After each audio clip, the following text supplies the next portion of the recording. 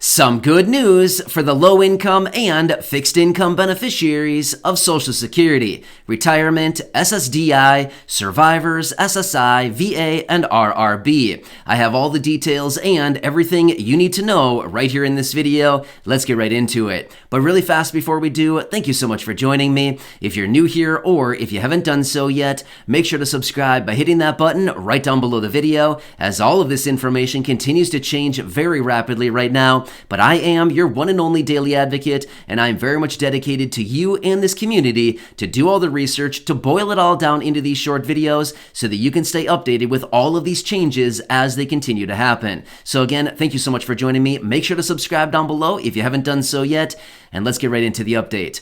All right, so as of right now, I think all of us recognize there are a lot of moving parts with many different things that continue to happen right here, right now.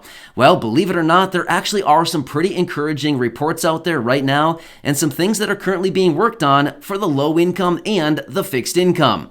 I know, it's really hard to believe, right? Even I, as I come across this information, I feel like, wait, what? Is this actually some good news for the low income? So yeah, there actually are some things out there, and I want to talk through the details in this video. Now here's the thing. I have a few different reports and some updates for you in this video that I want to talk through that will directly impact the low income and the fixed income. So let's talk through these one at a time. So first off, I want to talk about the Public Health Emergency Declaration.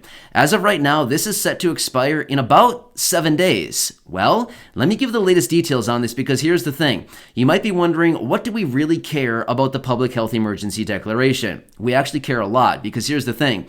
It will directly impact the low income and the fixed income when this is allowed to expire. However, let me tell you the latest details and the reports I've been reading on this and what we can anticipate within the next 7 or so days. So here's what I'm reading on this.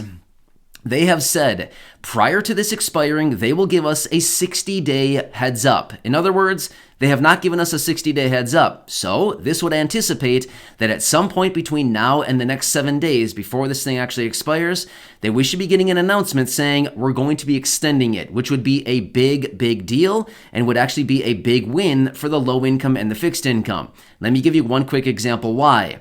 As soon as this is allowed to expire, about 15 million people immediately will lose their healthcare coverages.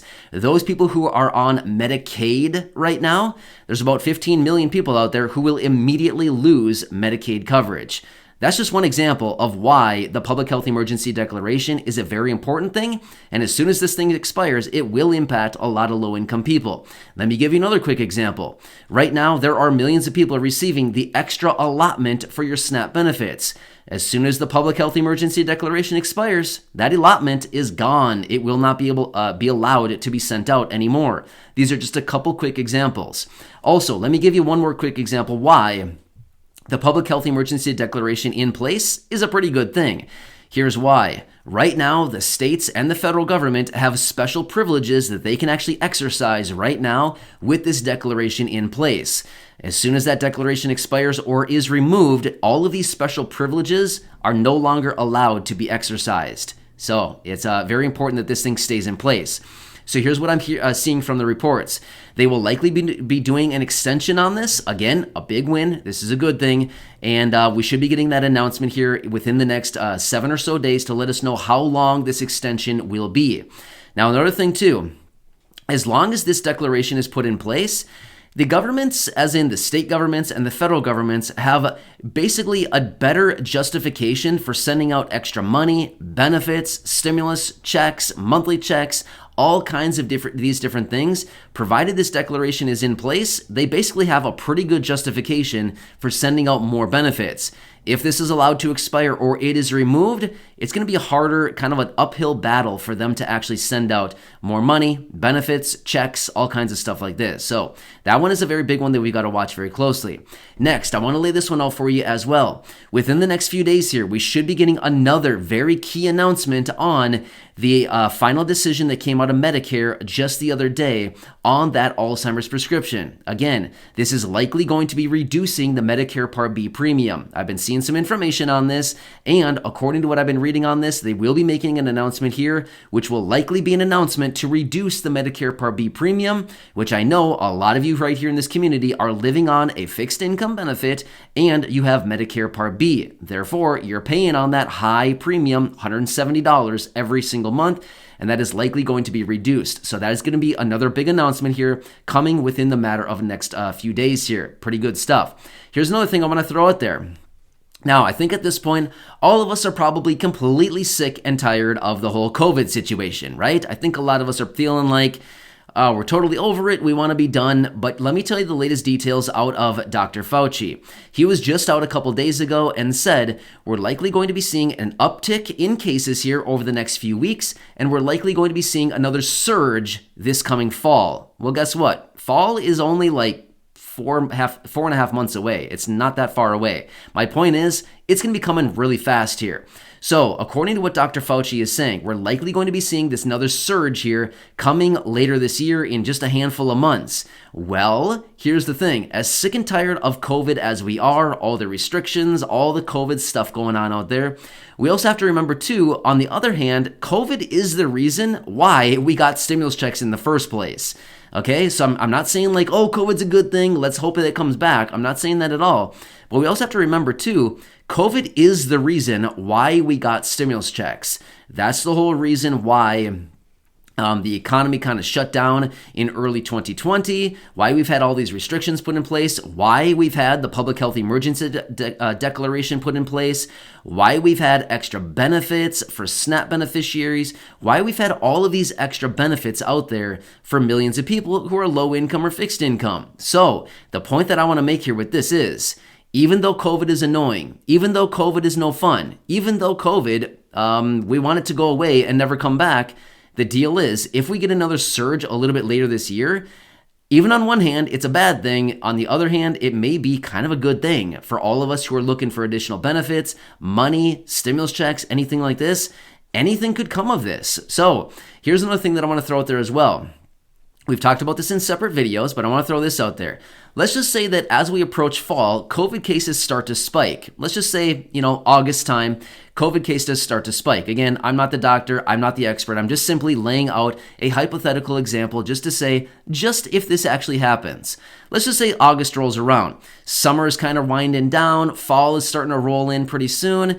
COVID cases are starting to spike. Well, guess what happens in a couple months after that? 2 months later, the midterm elections come up. Surprising. Guess what may happen? They may come out and say, hey, check it out. COVID cases are spiking. Restrictions are being put in place. The midterm elections are coming up. What can we really do to get the attention of the American people? I don't know. Maybe send out a check.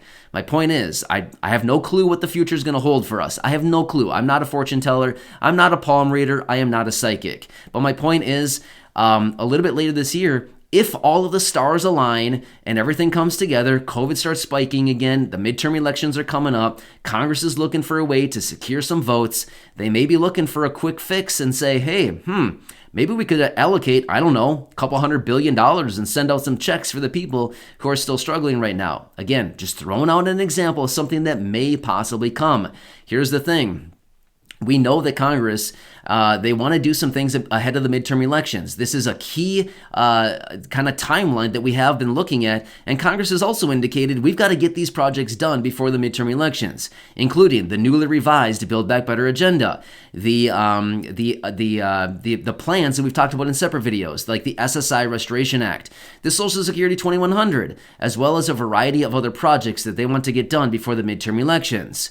Who says that they won't also come on at that time and say, what about a check? Remember that? Remember back in, late 2020, way before, before the elections again, what were they talking about? They were throughout the summer and the early fall of 2020. Remember all the packages we saw talking about monthly stimulus checks?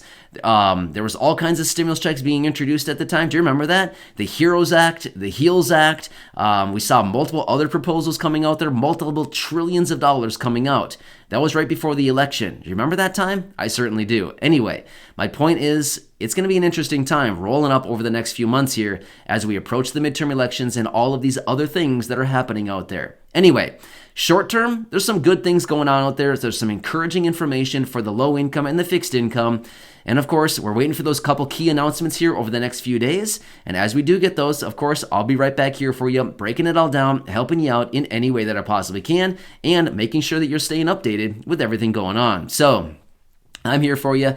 Thanks for being part of this community. I truly appreciate it. I'm here for you in any way that I possibly can be. Please leave your comments and questions and your feedback down below. I do read as many comments as I possibly can, and I do respond to as many comments as I can each and every day. And of course, I make dedicated videos as necessary to help you out in any way that I can. So again, we've got to stick together through this time. And there's some pretty good stuff out there right now. Anyway, I will keep you posted as I get more details. Subscribe down below if you haven't done so. Share the video with your friends, family, social media, and go back and check out any of the over 2,300, nearly 2,400 videos right here on the channel. Please enjoy your day. Stay safe out there, and I'll catch you again later in the next update. Thanks again. I'll see you.